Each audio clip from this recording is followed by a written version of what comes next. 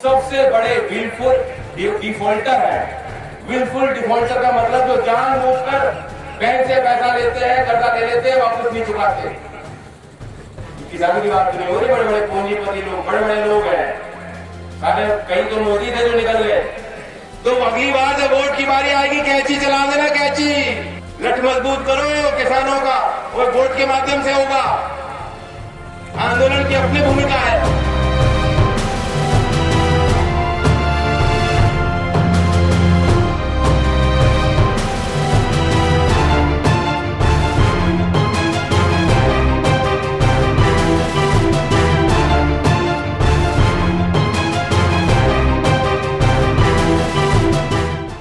अगर भर्ती नहीं सरकार पे कहती है, हमें कमी पड़ रही है, हमें वहां से लेने पड़ेंगे। LIC बेचेंगे, रेलवे बेचेंगे।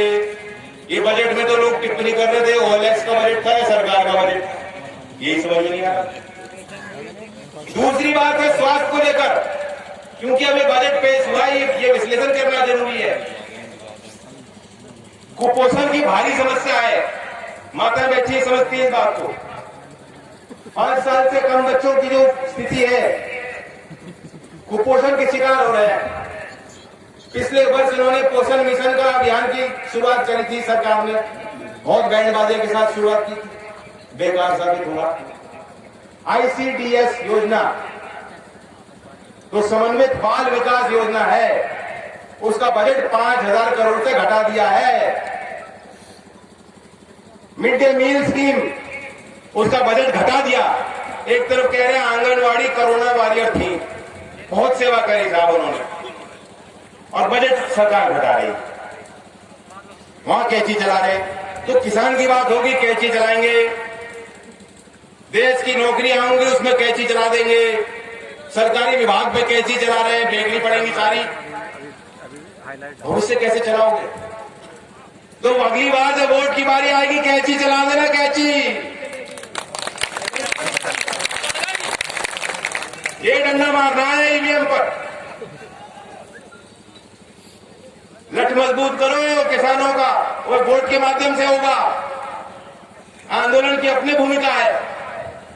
ये शासन के सत्ताए, सरकार के सताए हुए लोग जरूर हैं, लेकिन देर नहीं करते एक दूसरे के सहयोग में जुटने। पंचायती मिजाज के लोग हमेशा से हम लोग रहे। हमारी एकजुटता में हमारी ताकत, हमारी पहचान है। इसे नजरअंदाज मत करो। मान सम्मान की लड़ाई बहुत है। मान सम्मान के लिए हम लोग बेहद जिद्दी लोग हैं, हम पीछे नहीं हटते। जान रहे हो आप मेरी बात क्या कह रहा हूं। अब सवाल ये है, वे ये कहते हैं किसान को पता नहीं कानून के बारे में। किसान को मालूम है। चौधरी चरण सिंह जी ने अंग्रेजी में किताबें लिखी थी, वे एक विद्वान थे। कर लो उनसे उनके इंटेलेक्चुअलिज्म पे मुकाबला, आज भी नहीं कर पाओगे। इनके बड़े बड़े नेता जो मंत्री हैं, उन्हें नहीं मालूम, कानून का ज्ञान नहीं है। अभी गुजरात सरकार कह रही है कि हम इस पर कानून नहीं बना सकते, लव जिहाद पर, क्योंकि अनकॉन्स्टिट्यूशनल होगा। ये भी बीजेपी की सरकार है। उन्होंने कानूनी विभाग की राय ली, उन्होंने कहा नहीं नहीं, हमारे संविधान में अलाउ नहीं है, पीछे हमारे बाबा कानून बनाया जाए। इन्हें कानून का ज्ञान नहीं है, इन्हें नहीं पता। किसानों को मालूम है, किसान इस बात को समझ चुका। इन्होंने जो योजना PM आशा चलाई, पहले वर्ष में उन्होंने 1400 करोड़ का आवंटन किया। 1400 करोड़ बहुत कम था, आपको मालूम है, लेकिन उस वर्ष में कितना खर्च कर पाई सरकार? 0। 1 रुपया खर्च नहीं किया। वहां 24 साल की मूर्ति लगानी थी चौधरी छोटूराम जी की, तो किसान याद आ गए, घोषणा की बात कर दी, योजना की बात कर दी, चलाई नहीं। चलो अगले वर्ष, जो पिछला वर्ष था वित्त वर्ष, उसमें उन्होंने 1400 करोड़ के बढ़ाकर 1500 करोड़ बजट कर दिया। 1500 करोड़ बजट था PM आशा के लिए। कितना खर्च किया? 321 करोड़। 1500 दे रखा है, 321 रुपए खर्च कर पाए। और अभी बजट पेश हुआ है, लोगों का ध्यान नहीं गया होगा। PM आशा योजना का बजट उन्होंने काट के 1100 करोड़ काट के 400 करोड़ बात कर दिया।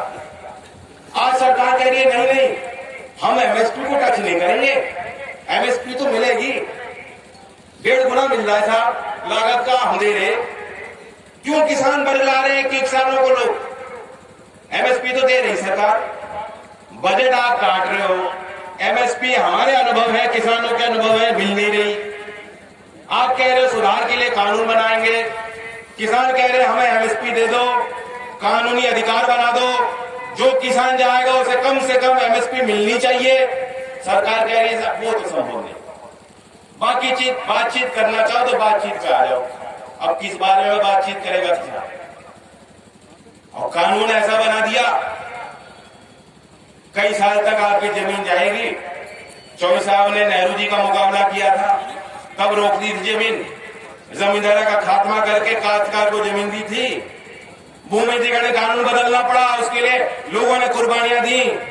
मैं एमपी में बना, मैंने वहां प्रस्ताव रखा, केंद्र ने कानून लिया है जो किसानों के फायदे का कानून था।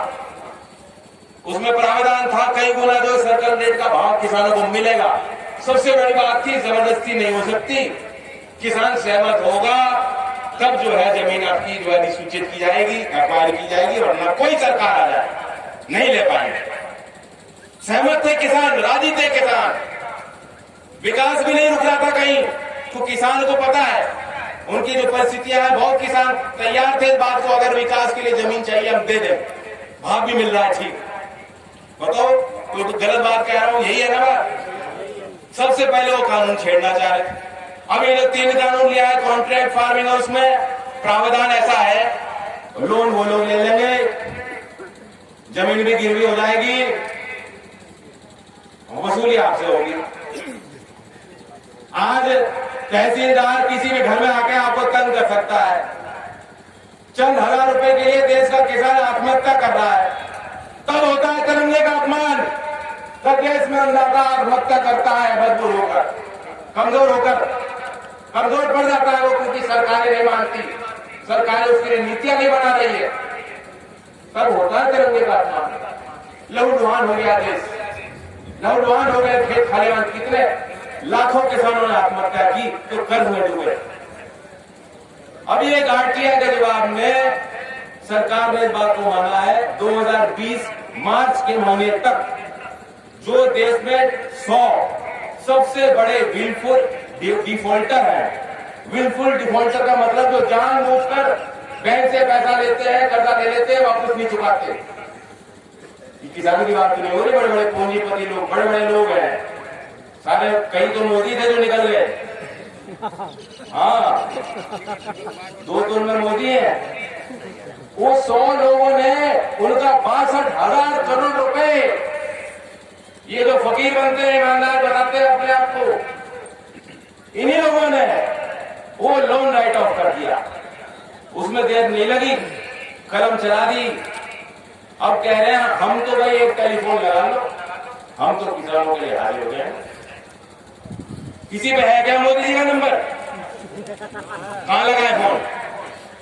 योगी के पास।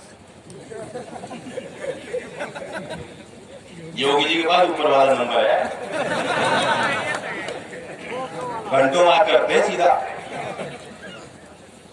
पहले मुख्यमंत्री के दरबार लगा करे थे, आम आदमी अपने फरियादी चले जाते थे।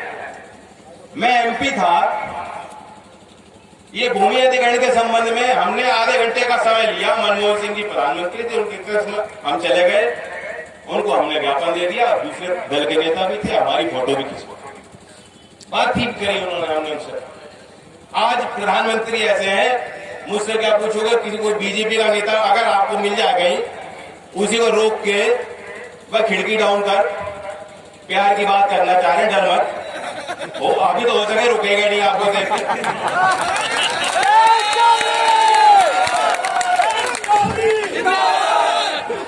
इनकी मनसा प्रधानी के चुनाव नहीं करा पा रहे, ये पीछे हट रहे थे, कोर्ट ने कह दिया कराओ, उनका भी इलाज कर देना। अभी फिलहाल रोक के उनसे ये पूछो, भाई तुम्हारी मुलाकात अपने प्रधानमंत्री से होती है क्या? मानो हम आपको दे दे एप्लीकेशन, आप प्रधानमंत्री के कक्ष में जाकर उनके साथ खड़े होकर एक तस्वीर खिंचा के दिखा दो हमें। ये बीजेपी वालों को आप कहो भाई तुम बड़े बनते हो नेता, बड़ी तोप बनते हो, तुम्हारी सरकार चल रही है, आज भी हम लोग कमजोर क्यों हैं? बिना वोट के नहीं बनी सरकार, गांव वालों ने वोट दी है। अब कुछ लोग मुझसे नजर छुपा रहे हैं, कोई बात नहीं, ये होगी। मैंने पहले भी कहा मुजफ्फरनगर से सारी बात ऐलान हो गया, कोई बात नहीं, अब आगे की ओर देखेंगे।